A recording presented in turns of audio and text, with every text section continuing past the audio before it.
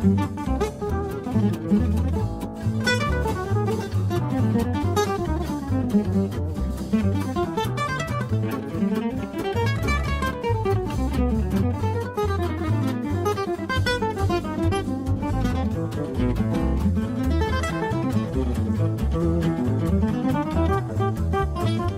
and gentlemen, welcome back to the Woody Allen Podcast Retrospective. I'm doing here with my co-host in disguise, the master of arseholes of all time, Simon Rad. Welcome back, everybody. This should be good. 3 movies for the price of 1. Finally a bargain. So, well, you know what? People are probably looking at the title of this one and thinking, this isn't a solo Woody Allen directed movie. What are you guys doing? Well, guys, you know, because we're covering so many Woody Allen movies, sometimes we want to take a little break. And this isn't just about Woody Allen, the filmographer. It's about his other little ventures. We've spoken about movies that he didn't direct, like Play It Again, Sam and The Front. We like to see what he was doing in the wider world of film. And this is interesting. And as well as that, we actually want to speak about something that actually happened very recently with Woody Allen. He did a Facebook Live interview.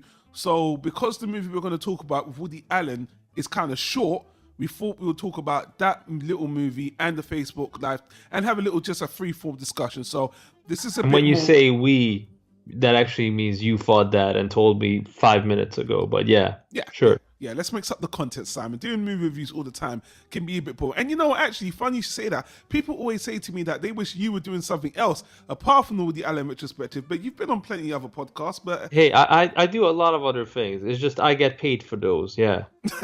Exactly. So, guys, before we get started again, if you were following our retrospective, or if you weren't, you can check out the last discussion we had on one of the Woody Allen most popular movies, Crimes and Misdemeanors. That's like number 4 on the top Woody Allen movies, apparently. I'm not going to dispute that, but anyway, check out the discussion and go back to listen to us talk about that, because, you know, what's the point of us arguing that point again? We already did that. I won't call you stupid to your face, but...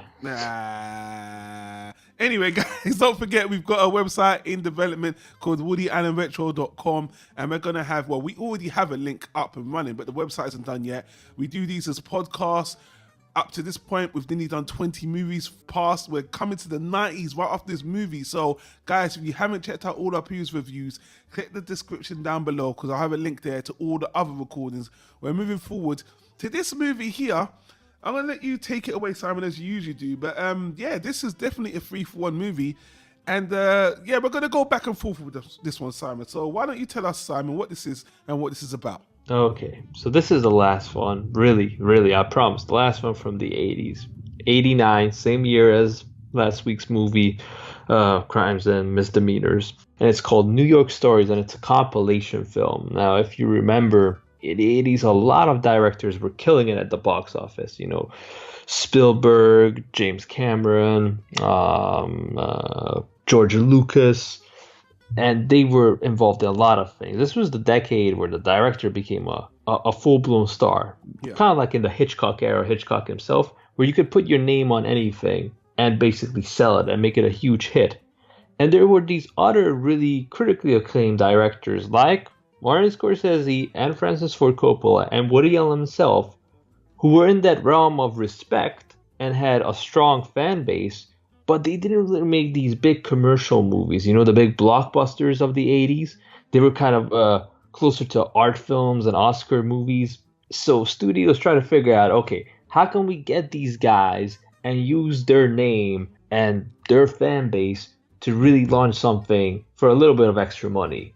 And since Spielberg was doing compilation stuff like, what was it, the remake of or not a remake, but a reboot of, help me out here, was Twilight Zone, the Twilight Zone compilation. Remember that? I do. I didn't even know he was.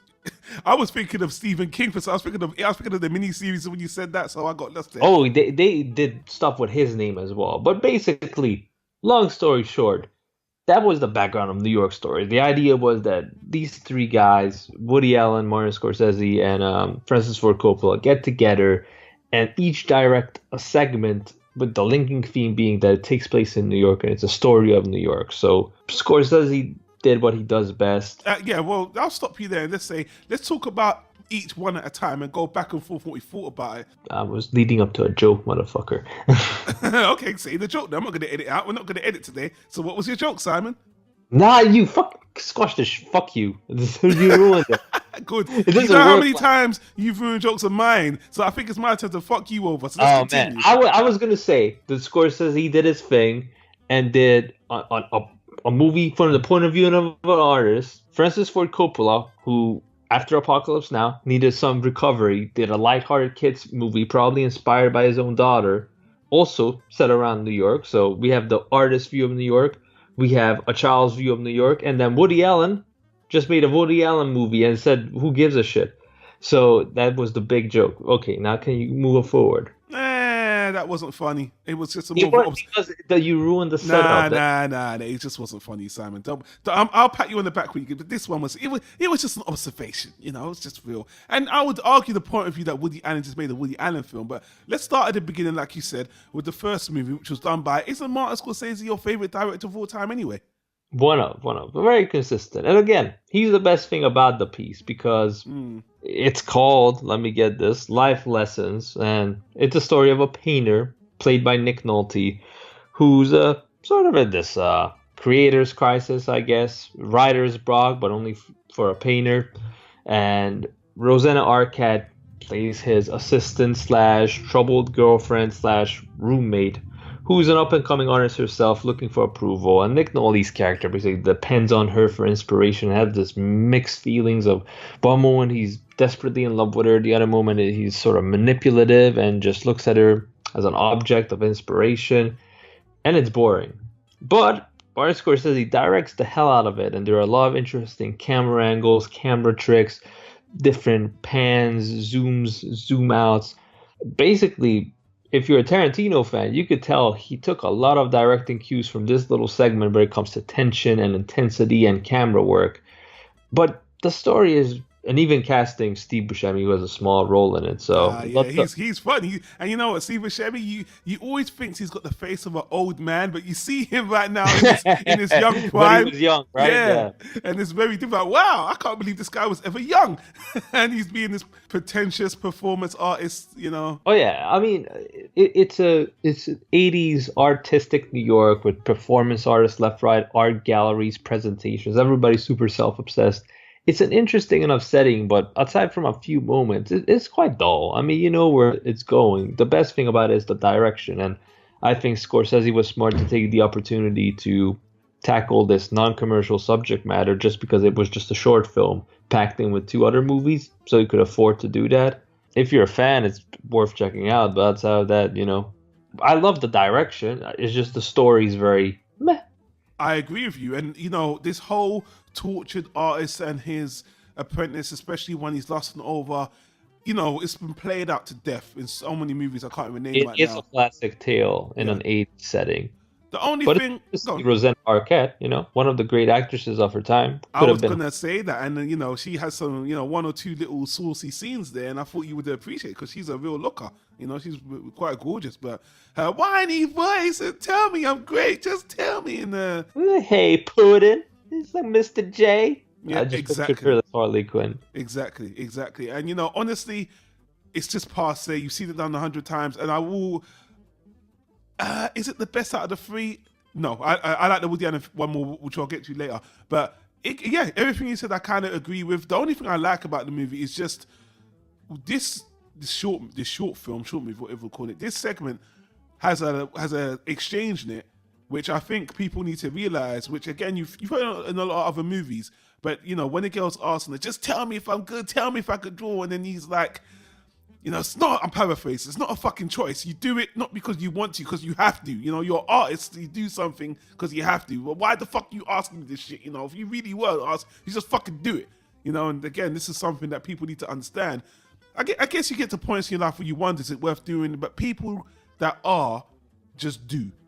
You know, that's how I see it. I'm a podcaster. I don't make shit off YouTube. I do this retrospect. I'm not doing it because of money. I'm doing it because I love to hear myself talk or I want to put something out there. Mm-hmm. And I agreed with that shit. I was like, yeah, you know, some people, even 20 years later, in 2017, they just don't get it. They're asking for approval. They want attention. They want to be fed or told if they're great. And, you know, ultimately, it's just like, look, man, just do what you love. If you don't, why are you doing this if you're seeking approval? Which is, I'm making a small thing to a big thing, but I just liked hearing that in the movie. A little bit. Yeah. That's true. That's a good line. But overall, to summarize it, you know that song by Procol Harum, White Shade of Pale? Not by you saying that. I might know if I hear it, but yeah, what is that?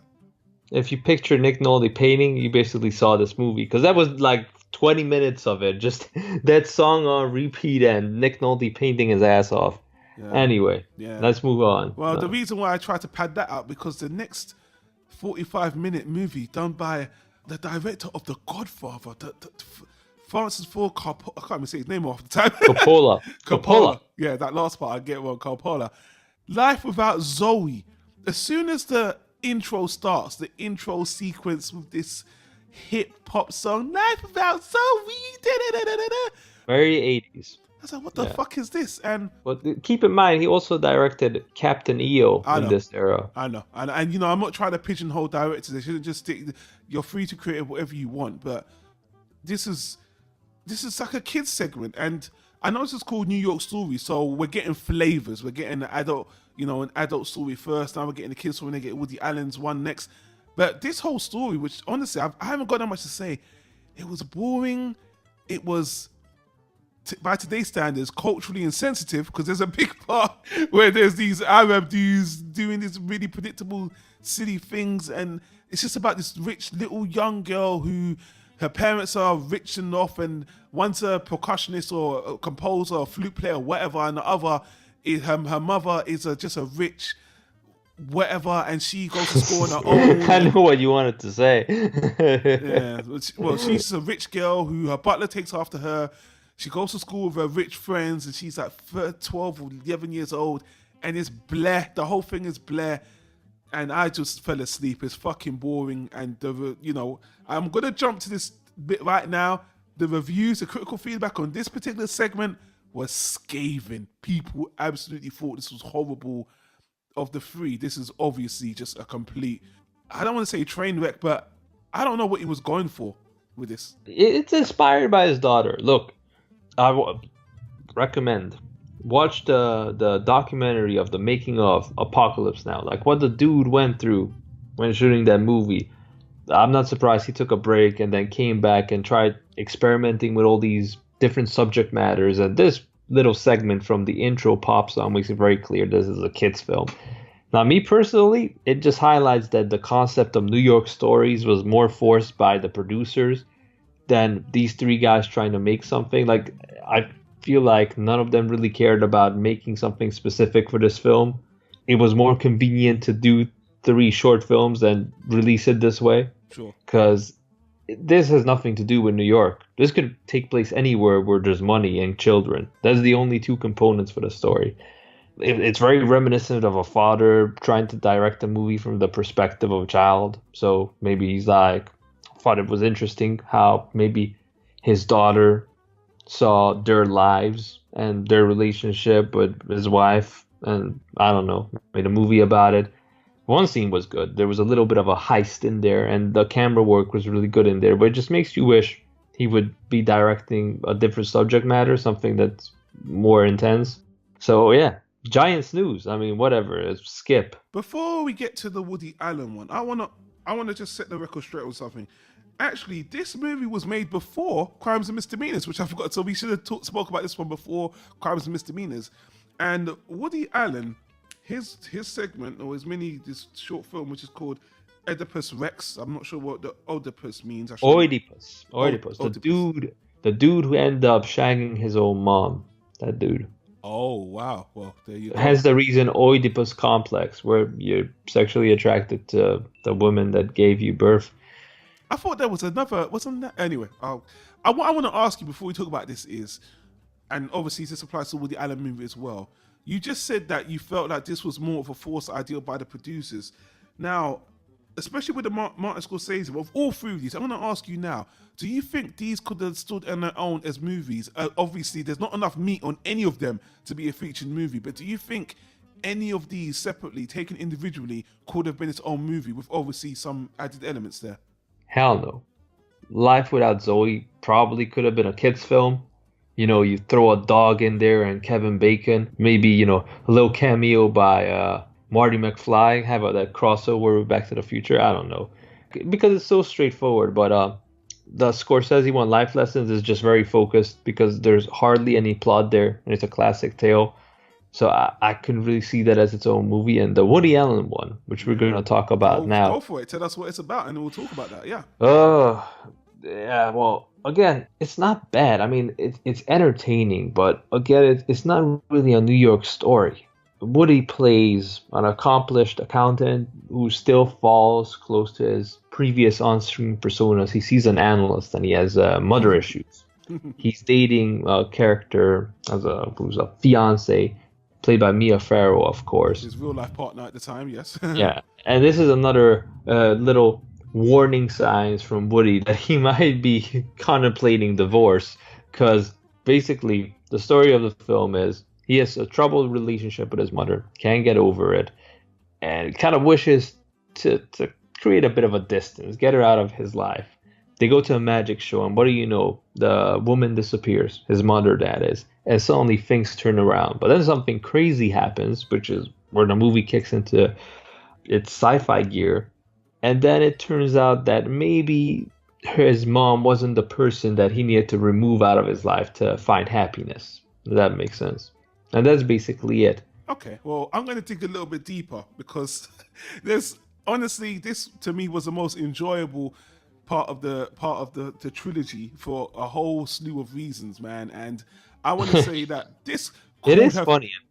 There's tons of funny parts, and I'm going to be a bit random. Where else are you going to see like a 45-second scene where Woody Allen is staring at a piece of chicken? I don't know if he ever does a KFC commercial. Maybe. That scene where he was looking at the chicken and he was having an epiphany that this woman made this piece of chicken for me. She is the one for me. If you're on YouTube, I'm going to put this on the screen. I think this should be memed because the way he's staring at the chicken so intensely, can't you see this is actually one of Woody's most focused acting parts in his whole filmography? The way he was the best thing. Again, I really enjoy him when he goes serious. And here he plays it straight throughout the whole movie. So keep this in mind as well. At the time, he was in a run of the most serious dramas he'd ever made. This is basically the comedy that breaks that cycle. So I think they were like, "Hey, would you come and do this part of this movie? And can you give us a comedy flavor?" And this is pure comedy. This is just played up for laughs. The scene where his mother is getting knifed. Do you see the look on his face when they put in the box? He's like, yeah. It's a little bit scary. He is proper sociopathic. They're grinning like, yeah, stab her ass. Yeah. Yeah, he's got the biggest smile on his face, and then when she leaves and when he's out of his life, he's just so. And the reason why I like this movie is because it's playing to the whole homage. Where, to be honest with you, this part of this segment Woody focuses on is a stereotype. That the Jewish mother who nags and talks about you and embarrasses you. And seeing this grown-ass man deal with that's ridiculous on its own. But seeing that play to an extreme with Woody Allen, it's kind of like, if you look through Woody Allen's filmography, the last movie he had, there's only 2 movies that he's actually referenced his parents like this. And that's the first movie, Take the Money and Run.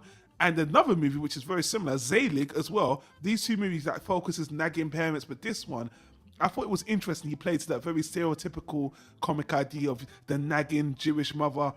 You had a bit of that in Annie Hall when the location where they grew up under the roller coaster was a big part of it, and you had a bit of dialogue in Hannah and Her Sisters where you always quote the dad, where the dad was like, "If I'm dead, who cares? That's true. I'll be either unconscious, and if not, I'll deal with it then." Oh, and don't get me wrong. This is a very thin joke. 45 minutes, even it's a bit stretched. But I thought it was really odd to see 54-year-old Woody Allen playing this mother thing. And to be fair, he plays a 50-year-old in the movie. Oh well, close enough. 50, 54. And the big twist was after she disappeared, which I thought it was going to be about guilt. But when she appears in the sky, she's, venting out all of embarrassing him to the world. I thought that was a very good idea for comedy. Oh yeah, that's another thing, people. His mother becomes Galactus, basically. Yeah, spirit in the sky. And there's scenes where the whole city stops. I mean, there's one particular scene where you got a whole lot of extras stopping traffic, stopping and laughing at him, looking at him. And I thought, wow, he didn't really need to go that far to be out of the three. It seems like they put actually. The Zoe movie, they were globetrotting a little bit. So I think that these last two segments, they put the most money into it. But this is the one I enjoyed the most. Kind of dies in the end because you see where it's going. And it's funny you just said that it was him not picking the right woman. Well, him picking the right woman, which makes his mother come down. I don't really like that as basically the lesson of the movie. Make your mum happy. She'll torment you. If you don't make your mum happy, she'll torment you for the rest of your days. And then, by the end, he's like, oh, you know what? I really love my mum. I'm like, no, you don't. She's a nagging bitch. And now she probably will hate her in a year. And then you'll have the same problem again. Look, man, I enjoyed it for what it was. And I like it when Woody does these kind of larger than life with a dash of fantasy elements like he did in, the cinema movie and Zelig. Just adds a little bit of fantasy into it, and then it's a whole other movie. Could this have been its own movie? It could have, but it probably would have needed another subplot in the middle. I think people would have enjoyed this at the time, just because, like we said before, at this time in his career, he was doing those intense dramas that nobody liked, and this was his first return to form in terms of comedy. And I'll be honest with you, Simon, I'm sure you won't be surprised by this. Nobody really watched this movie. Whoa, I'm a shocker. Didn't this outgross Indiana Jones 4? Indiana Jones 3 and Batman? I thought this was the highest grossing movie of 89. Well, here's the problem. They placed us at the end of the three as well. And I don't know, maybe because Martin Scorsese was at the height. I mean, People just walked out after the second one. They were like, screw this. Exactly. I mean, the diehard fans will stay for this for the Woody Allen element, but I don't know, man. I think it would have been better if this was either the first or second movie. Just if you want to watch it for Woody Allen, this is another obscure one. Nobody even watches this movie. We're just doing this more to fill out the filmography, and it's kind of interest. Again, it's another one you're not going to go out of your way to watch. It's just a very small joke that expanded. And again, Woody writes all these little short stories. I forgot what newspaper. Throughout the years, he'd always contributed to these little short stories to some certain newspapers. I can't forget which ones they were. And this is another one of those. Not exactly. I'm just saying, this is like a kind of a throwaway idea that he just contributed. And I feel like he kind of did this just to kind of break the chain, because this is, again, before Crimes and Misdemeanors. He was in that drama phase. So to me, I don't know, to serve the fans, to do something a bit comedic. And to be honest with you, he put a lot of energy. He was actually acting. It's not like he was phoning it in. He actually seems kind of committed and having a good time. So, I think it's interesting for that alone. But suffice to say, it didn't do well. People thought this was disappointing on the whole, even for a Woody Allen comedy. It doesn't have its own rating, but just the general consensus is that it's disappointing. And even for a Woody Allen comedy, it's not great. Yeah, this is one of those movies that you learn about, that it exists. You're like, what? I can't believe it. You watch it once and then you never really watch it again.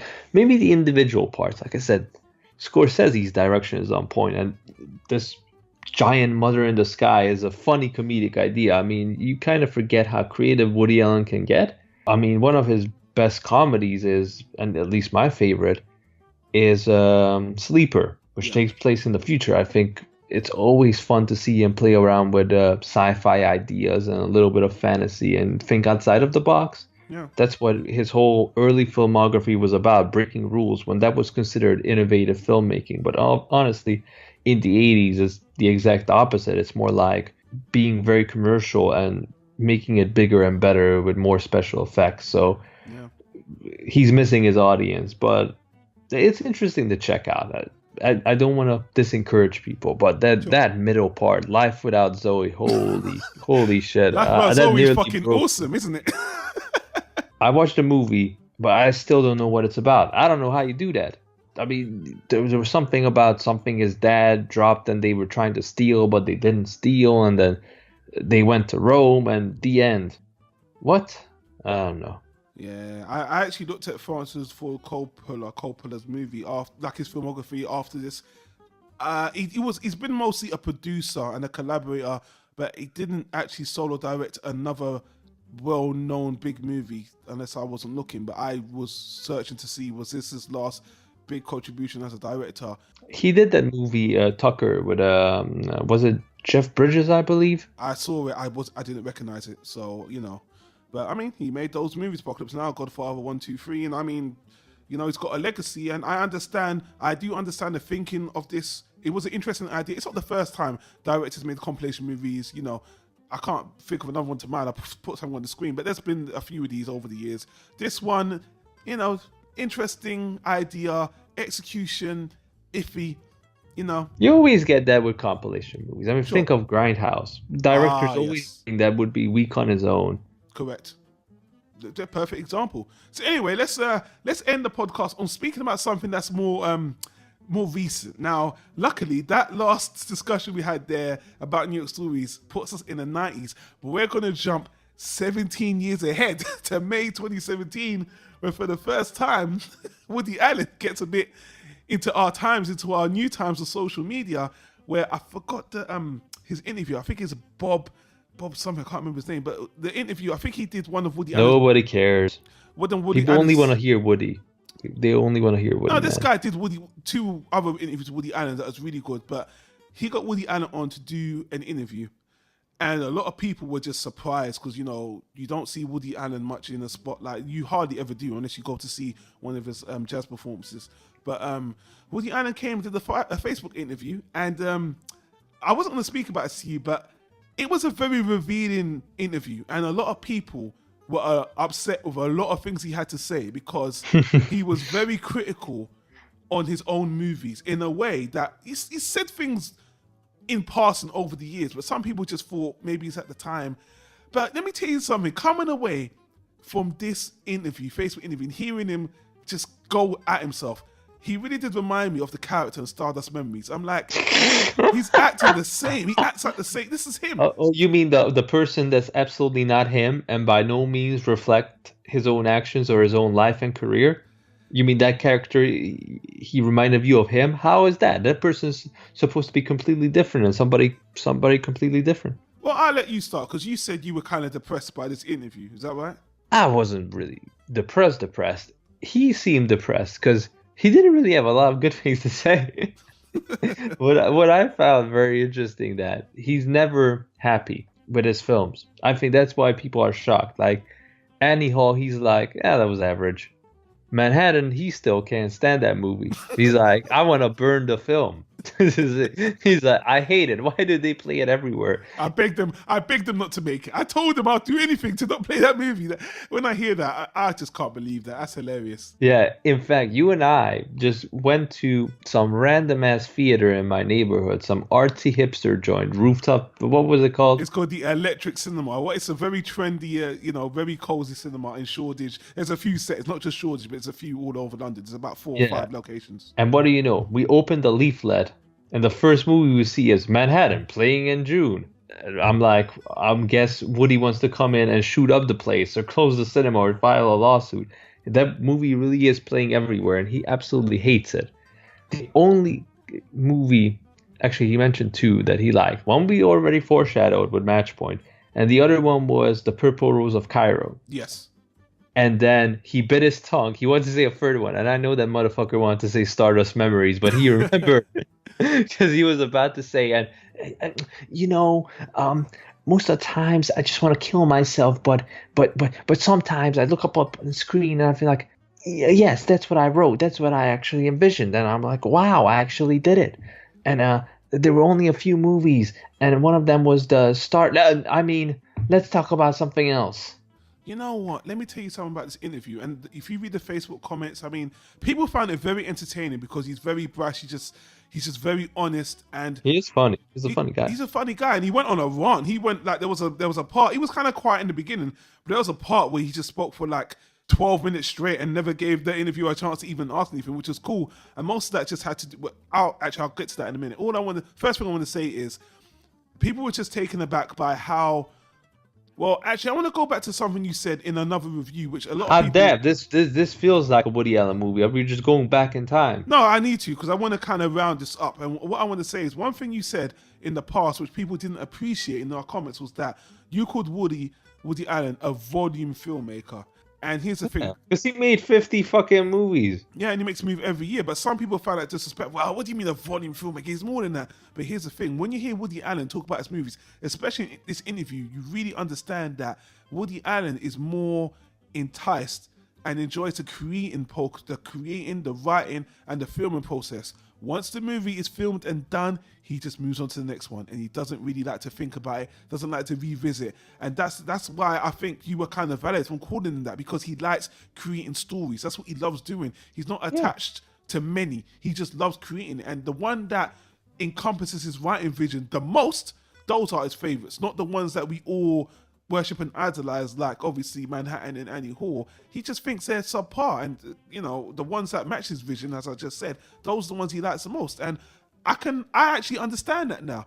And it's just kind of funny that his, I don't want to call his throwaway ideas, but his afters, things that he doesn't even think about anymore, it's just so worship and idolize. The guy asked him, this is the 40th year anniversary of Annie Hall. He was like,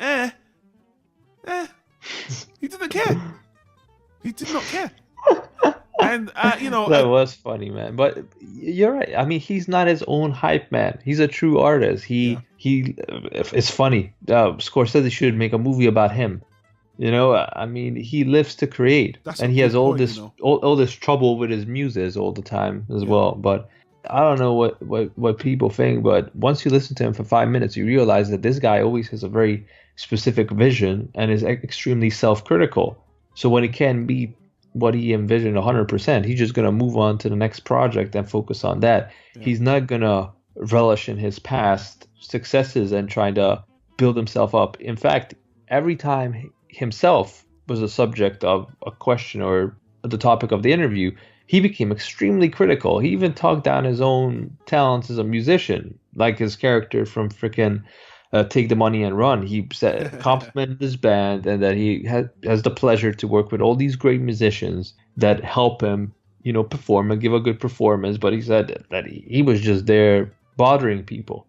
People tolerated him because the rest of the band was so good. And I'm like, this guy is really self-critical, and it really made me realize that when he jokes about being cursed with the gift of comedy, that is 100% true. This dude is not interested in anything else but drama. He has a very dramatic view of the world. He is not happy with a lot of things, and it's kind of a downer, actually. He's not Mr. Positive at all. Yeah. And honestly, I have to say, man, I'm going to sound like some fanboy hipster.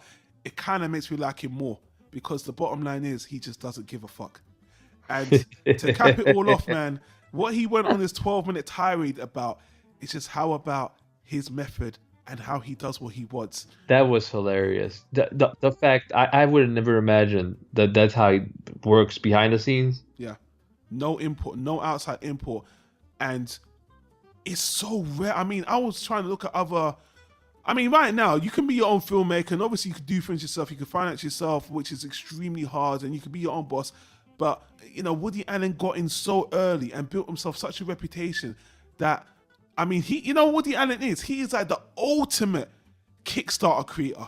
The ultimate Kickstarter creator, because everyone's just waiting to fund him no matter what, because he has a legacy of quality and he won't compromise under any circumstance. He said that. And again, he's a volume filmmaker. Yeah. You give him 5 years, he's going to give you 5 movies. If you just get one really good movie out of it, because they're so low budget, you probably make the money back immediately, and you get a very high quality product, which is why these new companies, these new services like Amazon love him, because they all want critical acclaim. That's what they're going for, and the money he needs to budget his films is change for these companies, like a multi-billion-dollar company like Amazon. That's what Woody said, that his films are, they don't blink an eye if they flop, because which they they're low usually budget. Don't do. Yeah, because they don't cost a lot to make, and obviously he doesn't make any. He actually made most of his bigger concept movies in the 80s and 70s. Now he makes just straight dramas with great locations, obviously, but they give him the permits, they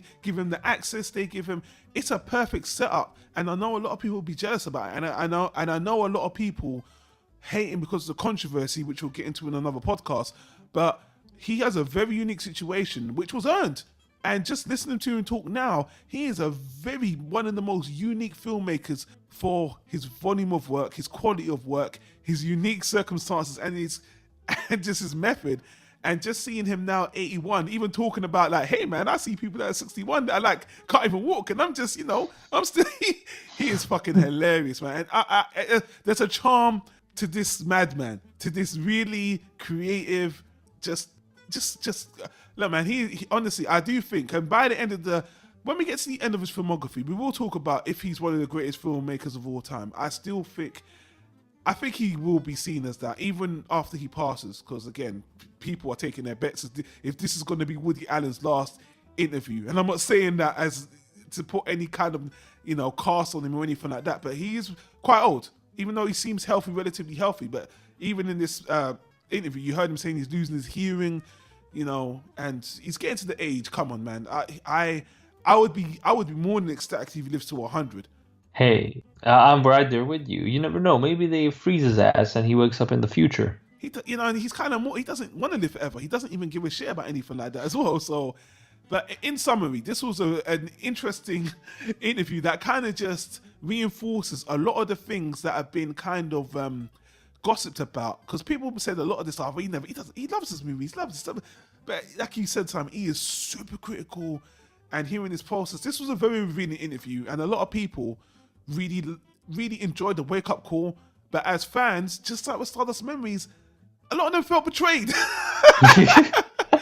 Probably the same people. Yeah, they should have just watched the movie, man. Because to me, it was hilarious. Like this guy, when he talked about that, his requirement from the studio is that the studio has to budget the movie and give him the money for the picture without reading the script. And then fuck off.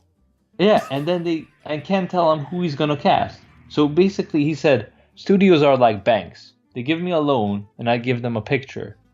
And I'm like, wow. Can you imagine that? You walk up to an executive, and you just take $20 million from him, and they can't even read your script. But then he went on and started talking about how, you know what the most frustrating part is? That all these guys, they think they know your job, and they really don't. But they keep telling you how to do it, and I hate that, and I won't allow it. That's why I came to Europe. And I'm like, yeah, you go, Woody. I mean, it's an amazing concept, and I think it would probably result in a lot more good movies if studios really work like banks. Yeah. They fund the movie, and they take a bet on you. But the more movies you make, the more solid track record you have, aka the loan they give you probably has a lower interest rate because you're a safer bet. And you can just do your movie the way you wanted it. That's kind of why I called him the king of Kickstarter. But to be honest with you, that's not even correct because Woody doesn't give you any prizes. You don't get anything except for the you don't product. Get anything. You can watch the movie, but it's not like you get like a T-shirt or something. He doesn't believe in merchandising. Guys, that's pretty much it. I just wanted to comment on the interview because it's recent, and we don't want to be stuck in the past forever. We are catching up though. We're in the 90s finally. And obviously, guys, we're getting to a very crucial point in Woody Allen's career. And I'm just going to let you know now, I've decided that when we get to that point, and I'll tell you now, after Husbands and Wives, we're going to make a specific podcast talking about the Woody Allen controversy. And it's not for gossip. To be honest with you, to do a filmography on Woody Allen and to not address that particular part of his life, which basically colors his whole career, where even he said in a quote that this is going to destroy my career. It's tainted my. He said it word for word, and when we get to that point, I'll even bring the interview where he said that. To be honest with you, Woody Allen's controversy is one of the biggest Hollywood controversies of all time, especially the innards of it, of what actually happened. So I would be completely remiss, and it's my bloody podcast, I'm going to do it anyway, but I'm not doing it in bad taste, because I know some people are going to be upset about it, but I'm just saying now, it's coming, and it's going to be somewhat informed. I've already done a lot of research on it, and I wanted to have this podcast with some other people, but they didn't want to get involved for whatever reason, which I'm not going to speculate on, but it's going to be me and Simon. We're going to get into it. Oh, wow. I thought I could skip it, but that's fine. No. It's interesting, and honestly, it's a part of film history at this point, and even more sadly, it's kind of relevant because a couple of years ago it came up again. So, But not to leave it on the sour note, guys. Thanks for listening. This is another one of our longest ones because we spoke about, 3 mini films, and a big thing that happened recently with Woody Allen. But I love to speak about my boy Simon Rad because he always brings a comedy and brings that unique perspective. So again, Simon, I want to thank you for joining me on this one. That's fine. That's fine. It's perfectly fine. I'm just glad I don't have to watch that Life Without Zoe again. Holy shit, it was bad. Come on, man. Never again. Yeah, never again. Guys, thanks for watching. Subscribe to the channel. Thanks for listening to us on the podcast. Means give us a like, and don't forget, I'll put a link to the other retrospective if you want to see all the other stuff we've done on Woody Allen. And until next recording, I will say see you later. See you in the 90s.